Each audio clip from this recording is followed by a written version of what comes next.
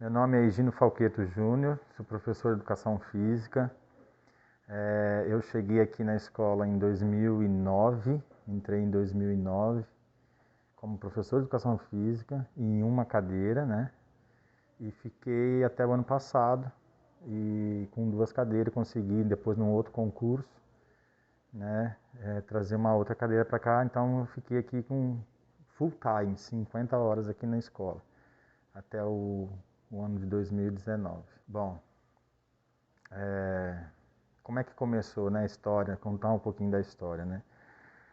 Na realidade, a escola que eu menos conhecia era o Domingos Perim, né? Porque eu estudei no Liberal, como aluno, né? Vamos contar como aluno, né? Como morador de Venda Nova. Eu estudei na Escola Liberal Zandonade, na época ainda que a Escola Liberal Zandonade era lá naquela pracinha Dom Bosco, lá perto do hospital. Depois construíram o Liberal onde que é agora. Depois eu fui para o Fioravante, né? Na época a gente falava salesiano, nem falava Fioravante. Estava na época de uma transição entre salesiano e Fioravante. E depois fiz cursinho, né? Na época era cursinho, fiz um cursinho público da Prefeitura de Castelo e fui estudar na UFES, em Vitória. E aí eu fiz Educação Física. Até então, a minha intenção não era ser professor de escola, né, educação física escolar. Né? A minha intenção era trabalhar com educação física voltado para atividade física e saúde, academia, essas coisas. Mas a gente nunca consegue prever o futuro, né? E eu, aos poucos, eu fui entrando na área escolar e fui gostando. E aí, em 2008, eu lembro que eu trabalhava na Copeducar. Em 2008, eu fiz o concurso público e passei. E no meio do ano eu fui dar aula na Pedra Azul, né, na Escola Pedreiras, ali em Pedra Azul. E fiquei 2008 de julho até dezembro, e aí eu fiz o processo de remoção. E no processo de remoção tinha Fioravante, e tinha Liberal e tinha Domingos Perim para eu escolher. Aí eu falei assim, não, eu gosto de trabalhar com uma faixa etária maior e, né, acho que eu vou começar a definir mais o meu perfil como professor de faixa etária, né, de Fundamental 2. Aí então eu descartei o Liberal, né? Então o Liberal falou assim, não, então eu vou ver o Domingos Perim e Fioravante. Aí coloquei como primeira opção, eu coloquei como Fioravante, a segunda opção como Domingos Perim, pra você ter uma ideia. Na época, o Antônio ficou na minha frente, né? Ele tinha mais tempo de serviço e ele foi para o Fioravante e eu vim para cá. Mas eu não conhecia aqui, eu conhecia as pessoas que trabalhavam aqui, conhecia os professores, conhecia a diretora, né? Conhecia a coordenadora, a Leia, a Albertina, a Perpétua, todo mundo trabalhava aqui, né? Tinha um grupo que já trabalhava há muitos anos aqui. Aí eu vim para cá. Na época, quem trabalhava aqui antes era a professora Fabiola, que é professora da rede municipal, trabalha lá com o projeto Conviver. E aí eu acabei entrando no lugar dela, que acho que a Fabíola era DT, né, era temporária, e aí no processo de concurso público, né, o DT acaba perdendo a vaga. Aí acabei vindo para cá. Então eu já conhecia um monte de gente aqui, mas eu nunca conhecia a escola em si, como é que funcionava a escola. E aí eu peguei uma fase de transição entre que esse grupo que eu falei foi saindo, foi se aposentando. E ficou mais a Ritinha, a Maristela, né? Ficou aí a Débora, né? E houve uma certa mudança na escola. Mas a memória que eu tenho da escola, o que a gente pensa enquanto aluno, naquela época que eu era aluno, né, que eu estudava no Fioravante, estudava no Liberal, para você ter uma ideia, eu nunca entrei na escola. Eu não conhecia a escola. E a gente via a escola como uma escola pequena, né, porque o Liberal tinha muito aluno no Fioravante, então. E a gente via aqui o Domingos Perim como uma escola pequena, que ficava lá naquele cantinho, quietinho, e não tinha muita coisa. Mas eu tinha muito... Quando eu fui para o Fioravante, no sexto ano, na época era a quinta série, eu tinha muitos colegas, muitos amigos daqui do Domingos Perim. E excelentes alunos. Inclusive tiraram uma nota maior que a minha, né? E a gente acabava se juntando com os meninos que tinham nota alta, né? Então, por exemplo, um dos colegas que eu não me esqueço é a Roberta Altué, que é dentista hoje, né, odontóloga da prefeitura, a Renata Slattler, que trabalhou já no Cicobi, o Bill Mauro. Lembrar de todo mundo não vou conseguir não, mas era um grupo muito bom e vinha daqui. Quer dizer, a gente tinha um respeito muito grande pela escola, porque era uma escola que tinha um grupo de alunos aqui que eram, né, que aprendia muito, que era muito inteligente, tirava nota boa, né? Então foi esse o contato que eu tive com os alunos da escola. Mas enquanto professor, foi uma surpresa para mim, porque eu entrei aqui em 2009, início de 2009, e parece que assim a gente abraçou a escola. A gente sabia que a escola tinha alguns problemas, algumas coisas assim, relacionadas uma certa, vamos colocar um sentido de uma discriminação com a escola, porque ela ficava num bairro que antigamente se falava que aquela parte de cima aqui da escola que era a favela de Venda Nova, né? Tinha um povo aqui em Venda Nova que falava assim, nossa, a favela de Venda Nova, porque quando você chegava em Venda Nova e você olhava da BR, quem chega da BR aqui em Venda Nova, ele consegue ver esse morro que fica aqui em cima. E aqui tinha muitas pessoas com casas simples, mas eram só pessoas simples, mais nada, não era pessoas de má índole, não era isso. Mas o pessoal tinha uma certa discriminação com isso. E aí a gente começou a fazer um trabalho contrário nesse viés aí. E começar a transformar a escola, começar a dar um aspecto diferente, um nome diferente, né? Uma visão diferente. Então, quando você falava Domingos Perim, com o tempo as pessoas não ligavam, mas depois, com o passar do tempo que eu estava aqui dentro, junto com esse grupo de professores, e esse grupo que defendia a causa da escola, defendia a educação, isso foi mudando. E trabalhar aqui dentro era trabalhar numa equipe. A gente se sentia numa equipe. Se a nota caía, a gente buscava saber o porquê, por que está a nota, né? Por exemplo, nessas provas que eram prova do governo estadual, do governo federal, né? A gente sempre procurava fazer com que o grupo daqui tirasse uma nota boa, porque era o currículo da escola e também para o aluno, né? Então a gente começou a fazer esse trabalho, um trabalho de grupo, um trabalho junto com os alunos. A minha parte cabia ao esporte, não só ao esporte, né, mas ligar o esporte com o estudo, a valorização do esporte e a importância de estudar.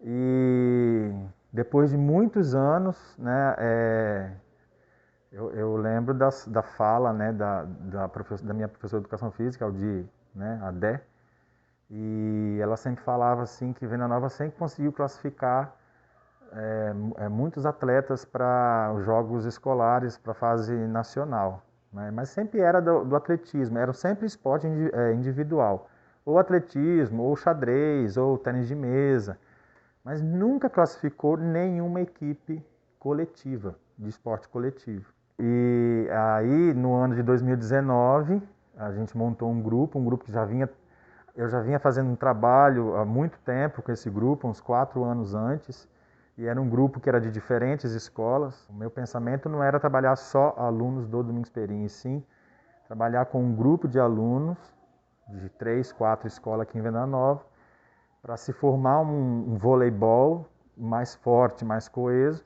E no ano de 2019 a gente foi disputar a municipal, regional e a final estadual. Nós ganhamos todas as etapas e fomos disputar o brasileiro em Cascavel. Quer dizer, foi um sonho realizado, né? E aqui na Escola Domingos Perim, quer dizer, nesses 100 anos a gente pode colocar que tem mais uma história para se contar que faz parte do Domingos Perim, que é esse título, né, inédito de levar uma equipe de esporte coletivo para uma fase nacional. A primeira escola do município a fazer isso, a conseguir isso. É uma vitória, né? É uma vitória que não começou só comigo, uma vitória que começou com meus professores, as escolas onde eu estudei, onde eu passei também, né? E a gente só vai trazendo isso e vai agregando, né, mais conhecimento na escola onde que a gente trabalha e que dá oportunidade a gente a realizar isso.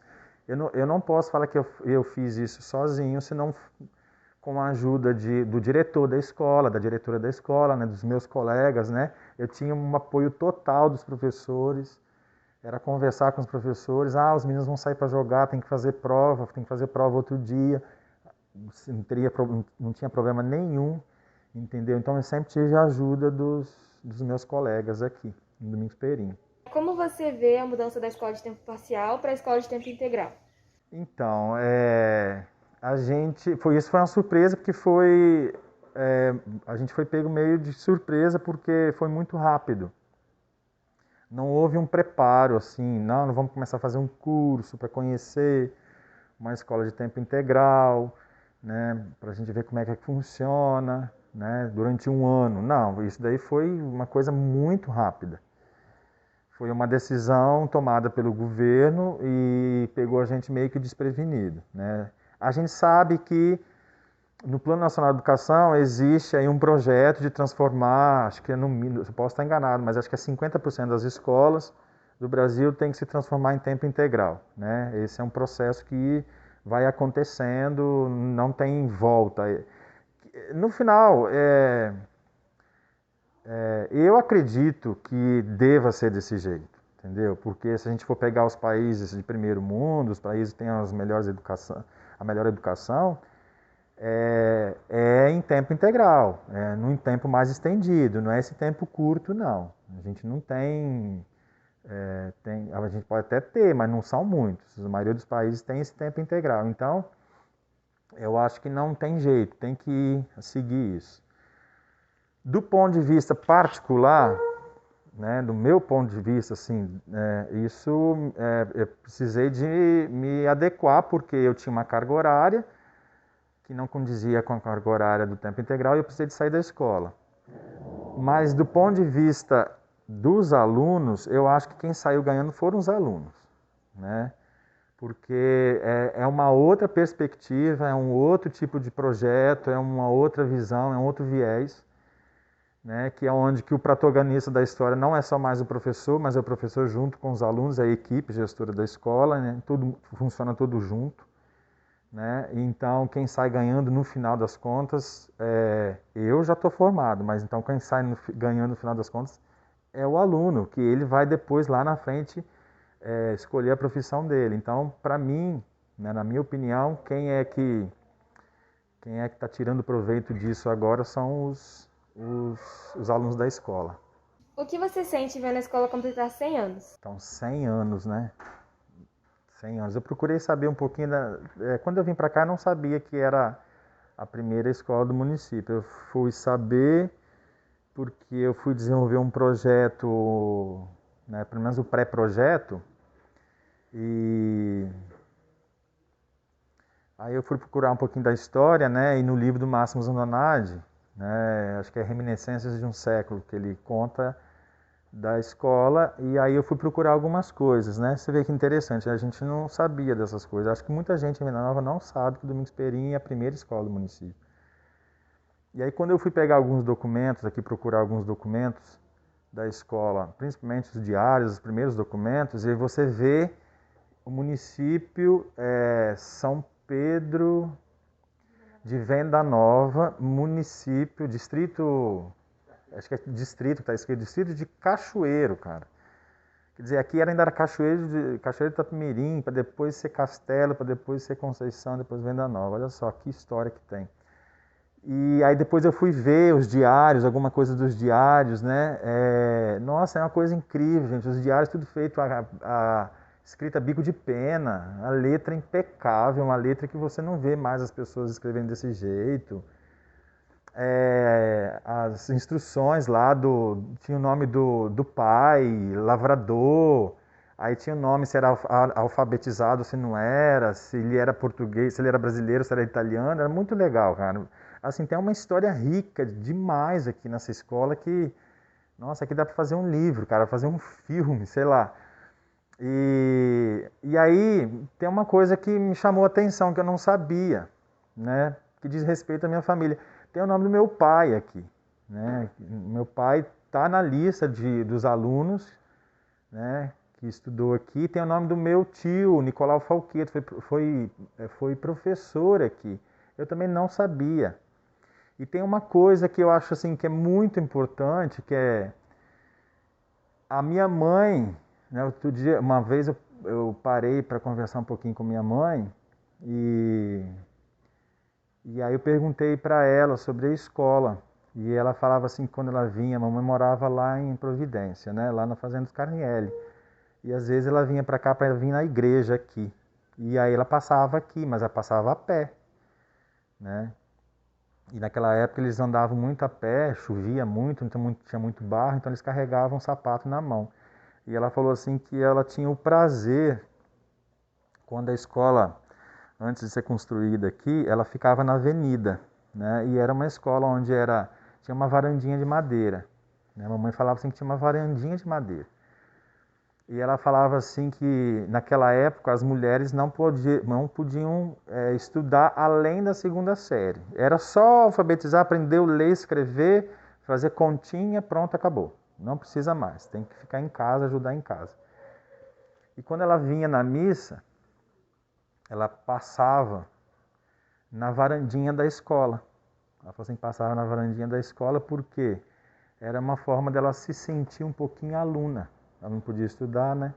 Então ela passava na varandinha, subia e ia para o outro lado. Ela falou assim que ela até passava num lugar que não podia, porque um lado da varanda era para os meninos, né? Os meninos estudavam de um lado, as meninas do outro. Então é uma história que eu fui aprendendo, eu fui conhecendo, né? Eu não sabia dessa história, de que tá tudo aqui dentro do Domingos Perim, né?